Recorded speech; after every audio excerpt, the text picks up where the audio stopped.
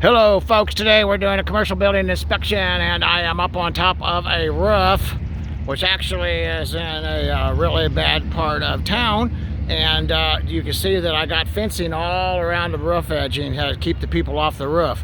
But this is not what I really wanted to share with you. I wanted to share with you, see my power lines coming across through here.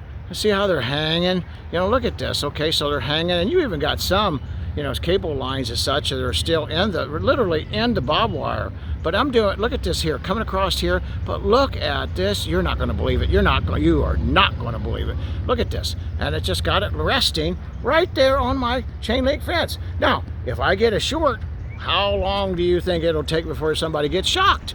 Anyway, is this a security system or is this an accident? Well, it's an accident that's working as a security system. All right. Thanks you folks for watching our videos. Give us a call. Galloway Building Services. We have